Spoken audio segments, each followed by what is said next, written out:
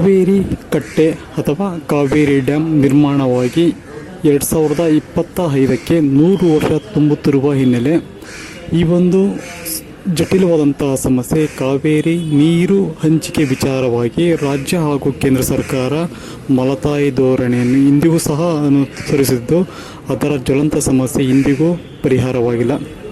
ಹೀಗಾಗಿ ಈ ಸಂಬಂಧ ಕಾವೇರಿ ನದಿ ರಕ್ಷಣಾ ಸಮಿತಿ ವತಿಯಿಂದ ಇದರ ವಿಚಾರವಾಗಿ ಹೋರಾಟಗಳು ಅಭಿಯಾನಗಳನ್ನು ಹಮ್ಮಿಕೊಳ್ಳಲಾಗುತ್ತದೆ ಎಂದು ಸಮಿತಿಯ ಅಧ್ಯಕ್ಷರಾದಂತಹ ರಾಮು ಅವರು ತಿಳಿಸಿದರು. ಈ ಒಂದು ಹೊಸ ಸಮಿತಿಯಲ್ಲಿ ಪದಾಧಿಕಾರಿಗಳು ಸಹ ನೂತನವಾಗಿ ಆಯ್ಕೆಯಾಗಿದ್ದಾರೆ ಹಾಗೂ ಗೌರವ ಅಧ್ಯಕ್ಷರು ಕಾರ್ಯದರ್ಶಿಗಳು ಸಹ ಈ ಒಂದು ಸಮಿತಿಯಲ್ಲಿ ಆಯ್ಕೆಯಾಗಿದ್ದು ಇದರ ಸಮಿತಿಯ ರೂಪುರೇಷೆಗಳು ಹೋರಾಟದ ರೂಪುರೇಷೆಗಳ ಕುರಿತು ಸಾಕಷ್ಟು ಮಾಹಿತಿಗಳನ್ನು ಸಹ ಎಲ್ಲ ಪದಾಧಿಕಾರಿಗಳು ಹಂಚಿಕೊಂಡರು.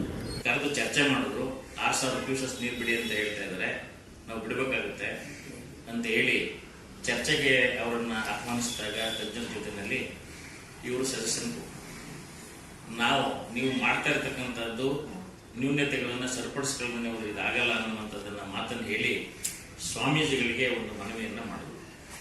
ಸ್ವಾಮಿ, ನೀವು ಪಕ್ಷಾತೀತವಾಗಿ ಯಾವುದೇ ಜಾತ್ಯತೀತವಾಗಿ ಎಲ್ಲರನ್ನ ಒಳಗೊಂಡು ಮಠಮಾನ್ಯರನ್ನ, ನ್ಯಾಯಾಧೀಶರನ್ನ, ನೀರಾವರಿ ತಜ್ಞರನ್ನ ಒಳಗೊಂಡಂತೆ ತಮ್ಮ ನೇತೃತ್ವದಲ್ಲಿ ಈ ಒಂದು ಹೆಜ್ಜೆಯನ್ನು ಇಟ್ಟಾಗ ಮಾತ್ರ ಕೇಂದ್ರ ಸರ್ಕಾರ ಇರ್ಬೋದು, ರಾಜ್ಯ ಸರ್ಕಾರ ಇರ್ಬೋದು, ನಿಮ್ಮ ಮಾತಿಗೆ ಹೋಗ್ಬಿಡುತ್ತೆ, ನಾವೆಲ್ಲ ನಿಮ್ಮ ಹಿಂದೆ ಇರ್ತೇವೆ ಎನ್ನುವಂಥ ಮಾತನ್ನು ಹೇಳಿ ಅವತ್ತು ಇದಕ್ಕೆ ಪ್ರೇರಣೆಯನ್ನು ನೀಡಿದರು.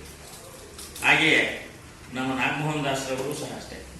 ಅವರು ನಾನು ಮಂಡ್ಯದಲ್ಲಿ ಸುಮಾರು 45 ವರ್ಷದ ಹಿಂದೆ BC ಫಾರಂನಲ್ಲಿ BSc ಮಾಡಿದಂಥ ಸಂದರ್ಭದಲ್ಲಿ ಮತ್ತೆ ನಾನು ನ್ಯಾಯಾಧೀಶರಾಗಿ ಈಗ ನಿವೃತ್ತರಾದ ನಂತರ ಒಂದು ಕಮಿಟಿಗೆ ನನ್ನನ್ನು ಚೇರ್ಮನ್ ಮಾಡಿದ್ರು.